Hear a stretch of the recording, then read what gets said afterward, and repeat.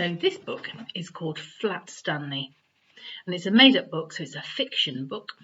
It's quite a long book, so I think probably it will be 2 parts of videos. So you have to watch part 1, which is this part, and then we'll probably have a part 2. There's not many pictures, so I'll turn the book round and show you the pictures, and we've got some pictures. Breakfast was ready. I will go and wake the boys, Mrs. Lambchop said to her husband, George Lambchop. Just then their younger son, Arthur, called from the bedroom he shared with his brother Stanley. Hey, come and look, hey!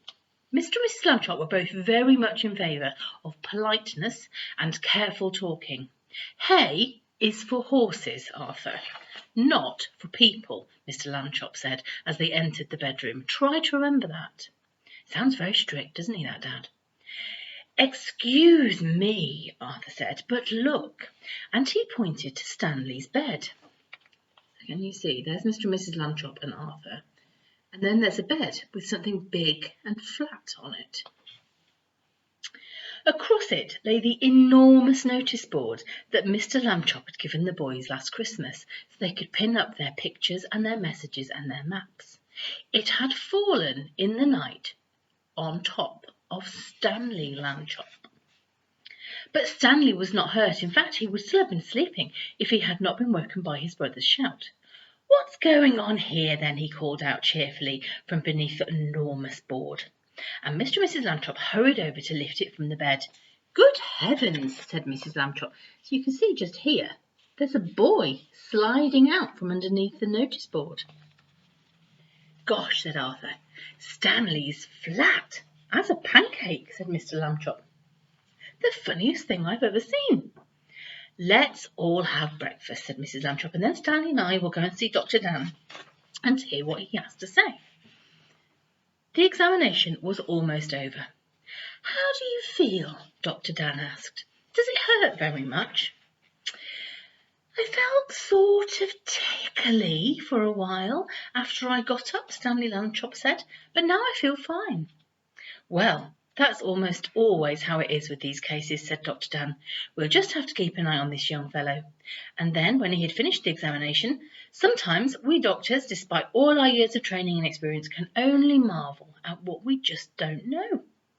Mrs. Lambchop said she thought that Stanley's clothes would have to be altered by the tailor, so they took some measurements and Mrs. Lambchop wrote them down. Stanley was 4 feet tall, about a foot wide and half an inch thick. Now, it's not very thick at all, so probably about as thick as this book. So he's completely flat, squished, and if you measured him, that would be how wide he would be. When Stanley got used to being flat, he enjoyed it. He could go in and out of rooms, even when the door was closed, just by lying down and sliding through the crack at the bottom. Mr. and Mrs. Lambchop said it was silly, but they were quite proud of him. Arthur got jealous and tried to slide under a door, but he just banged his head, because his head is a normal head, like ours, and it's not squashed to a tiny flatness that can go under the door. Being flat could also be helpful, Stanley found. One day he was taking a walk with Mrs. Lambchop, and her favourite ring fell off her finger. The ring rolled across the pavement and down between the bars of the grating over a manhole. Mrs. Lambchop began to cry. I have an idea, said Stanley. He took the laces out of his shoes and an extra pair out of his pocket, and he tied them all together to make one long lace. Then he tied the end of that to the back of his belt on his trousers, and he gave the other end to his mum. Lower me down, he said, and I will look for the ring. Thank you, Stanley, said Mrs. Lambchop. She lowered him down so she's dangling him between the bars, and she moved him carefully up and down from side to side so that he could search the whole floor of the shaft. 2 policemen came past and stared at Mrs. Lambchop as she stood holding the long lace that ran down through the grating. She pretended not to notice them. What's the matter, lady? The first policeman asked. Is your yo-yo stuck? So they think she's got a long string and she's playing with a yo-yo. I'm not playing with a yo-yo, said Mrs. Lambchop. My son is at the other end of the lace, if you must know. Get the net, Harry, said the second policeman. We've caught a cuckoo. So they think she's absolutely strange and that she's making up big fibs. Just then, down in the hole, Stanley cried out, Hooray! And Mrs. Lambchop pulled him up and saw that he had found the ring. So this is what they've done. You can see in this picture. here's Stanley, and he's dangling upside down. Just there, you can see the ring. And here are the laces leading all the way up through the grate. And there's Mrs. Lambchop. This is the pavement. And there are the policemen. And they can't see Stanley, but Mrs. Lambchop knows where he is. Good for you, Stanley, Mrs. Lambchop said. And then she turned angrily to the policeman. A strange lady indeed. Shame on you. The policemen were very sorry. We didn't understand. We were a little bit quick to judge, they said. People should think twice before making rude comments, said Mrs. Lambchop, and then they should not make them at all. The policemen realised that this was a very good rule, and they said that they would try to remember it. One day Stanley got a letter from his friend Thomas Anthony Jeffrey, whose family had moved recently to California. A school holiday was about to begin, and Stanley was invited to spend it with the Jeffreys. So this book is based in America, and he lives a long way from California, maybe 6 hours in an aeroplane, and so it would be a very, very long journey. Oh, boy, said Stanley, I would love to go. Mr. Lambchop sighed. A round train trip on an aeroplane or a ticket to California is very expensive, he said. I shall have to think of something cheaper.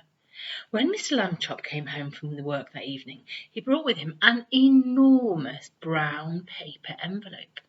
Now then, Stanley, he said, try this for size. So they've got the envelope, and they've popped Stanley, because he's flat, inside it like a piece of paper.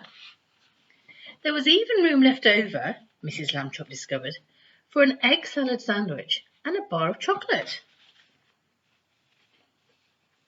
They had to put a lot of stamps on the envelope to pay for airmail and insurance, but it was much less expensive than a train ticket. The next day, Mr. and Mrs. Lambchop slid Stanley into his envelope and the sandwich and the chocolate, and they put him in the post box on the corner. They're going to post him. The postman will take him. The envelope had to be folded to fit through the slot, but Stanley, once inside the post box, straightened up again and got comfy in his envelope. Mrs. Lambchop was nervous because Stanley had never been away from home before, and she tapped on the box. Can you hear me? Are you all right? Stanley's voice came quite clearly. I'm fine. Can I eat my sandwich now?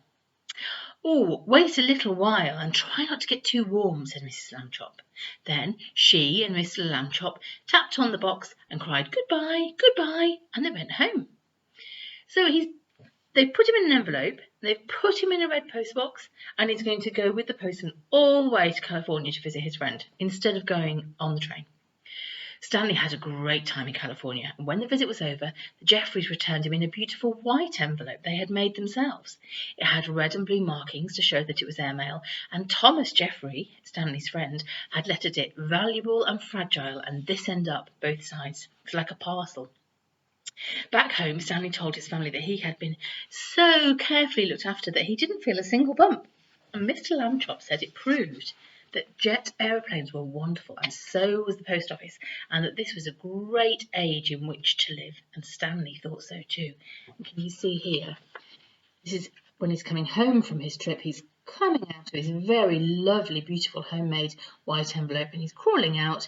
He's got sunglasses on because it's so warm in California. He's got a lovely hat on that's been keeping him cool in the sunshine. He's had a lovely holiday.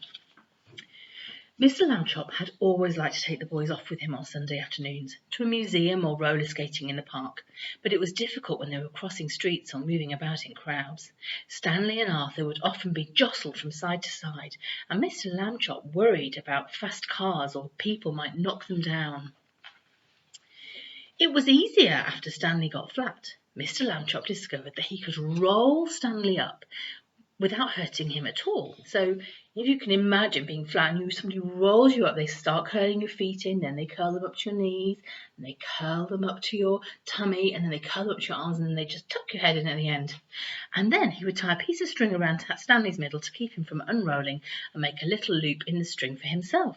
It was as simple as carrying a parcel, and he could hold on to Arthur with the other hand. So, picture them in a crowd. So here's Arthur, and here's Mr. Lambchop, and here is Stanley rolled up like a carpet, and he's been carried along like a bag.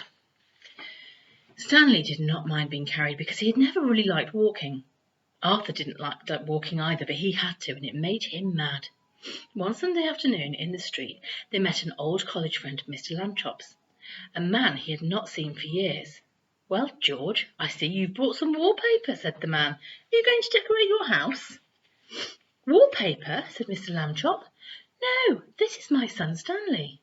He undid the string and Stanley unrolled. "How do you do?" Stanley said. "Nice to meet you, young lad," the man said. And he said to Mr. Lambchop, "George, that boy is flat." "Smart too," said Mr. Lambchop.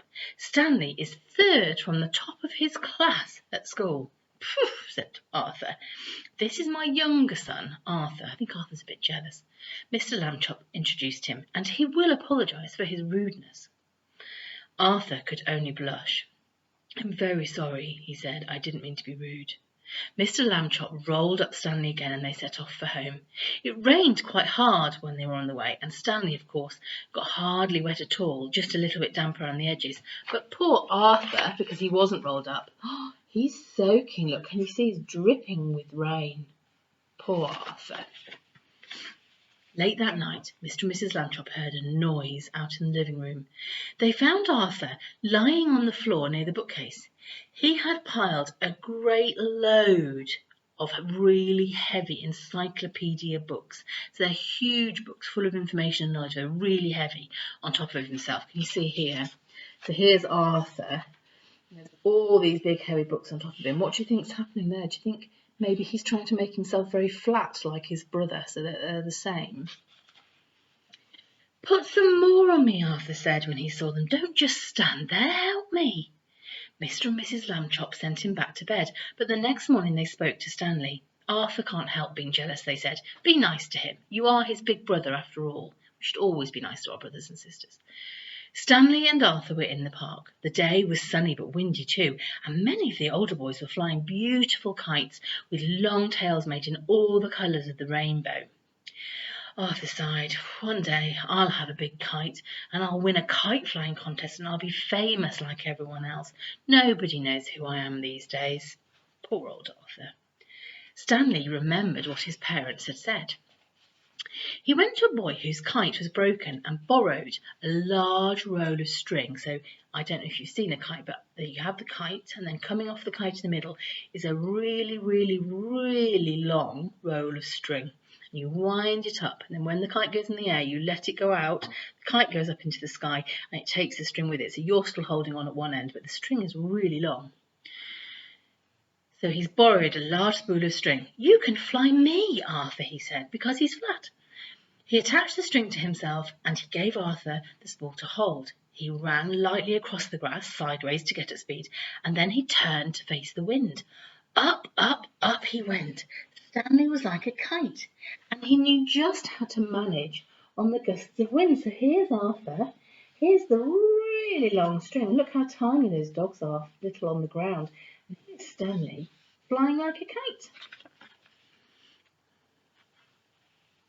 And he's doing loop-the-loops like a kite in the sky.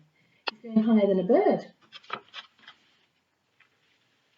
He faced full into the wind if he wanted to go up, and he let it take it from behind him when he wanted to speed. And he only had to turn his thin edge to the wind carefully, a little bit at a time, so that it did not hold him, and then he would go zooming down to the earth again. Arthur let out all the string and Stanley soared high above the trees, a beautiful sight in his pale sweater, bright trousers, and pale blue sky. Everyone in the park stood still to watch. Stanley swooped left and then right in long matching swoops. He held his arms by his side and he zoomed at the ground like a rocket, and he curved upwards again to the sun. He side-slipped and circled and made figure of eights and crosses like a star. No one had ever flown the way Stanley Lambchop flew that day. Probably no one ever will again. After a while, of course, people grew tired of watching, and Arthur got tired of running about with the empty string. Stanley went right on through, showing off. 3 boys came up to Arthur and invited him to join them for a hot dog and some coke. Arthur left the string wedged in the fork of a tree. He did not notice that whilst he was eating his hot dog, the wind was blowing and the string was tangling in the tree. So that's the string that's got Stanley at one end. It's getting all tangled in the tree. The string got shorter and shorter, but Stanley didn't realise how low he was until the leaves brushed his feet. And then it was too late. He was stuck in the branches. 15 minutes passed before Arthur and the other boys heard his cries, and they climbed up to set him free. Look here.